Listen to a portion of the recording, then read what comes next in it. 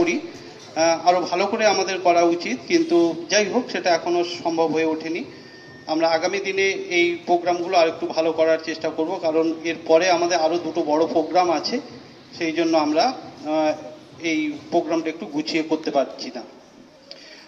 যাই হোক, এই ৭৮তম স্বাধীনতা দিবসের প্রাক্কালে আমরা প্রত্যেক ছাত্রছাত্রীকে আমাদের যে দেশবাসী যারা আমাদের স্বাধীনতা আন্দোলনে অংশগ্রহণ করেছিলেন, যারা স্বাধীন করেছেন আমাদের দেশ, তাদেরকে আমরা স্মরণ করব এবং আমাদের পূজনীয় তারা মনীষী, আমরা প্রত্যেকে যেন তাদেরকে না ভুলি, আমরা প্রতি মুহূর্তে তাদেরকে স্মরণ করব।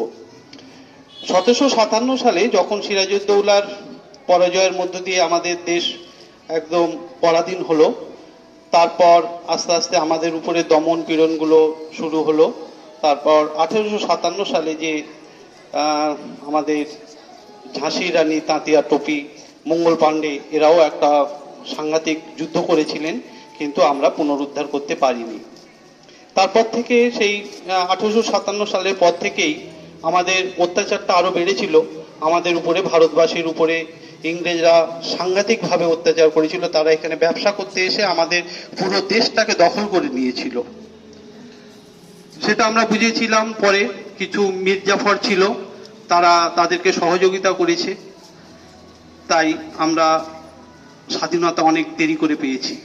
যাই হোক, সে একটা বড় অধ্যায় আছে। ১৯৪৭ সালের ১৫ই আগস্ট শেষকালে আমরা স্বাধীনতা পেয়েছি এবং নেতাজি সুভাষচন্দ্র বোস, তার যে আজাদ হিন্দ বাহিনী ছিল, সেই আজাদ হিন্দ বাহিনী আমাদের স্বাধীনতা পাওয়ারটাকে আরো বেশি ত্বরান্বিত করেছে।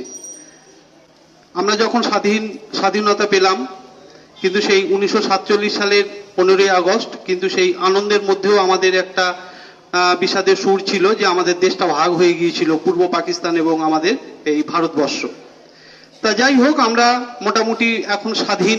জানি না কি অর্থে স্বাধীন, তোমরা জানো যে আমরা স্বাধীন হয়েছি। আমাদের প্রত্যেকটা নাগরিকের কিন্তু একটা কর্তব্য আছে। যারা দেশ স্বাধীন করলেন, তারা প্রাণের বিনিময়ে দেশ স্বাধীন করলেন।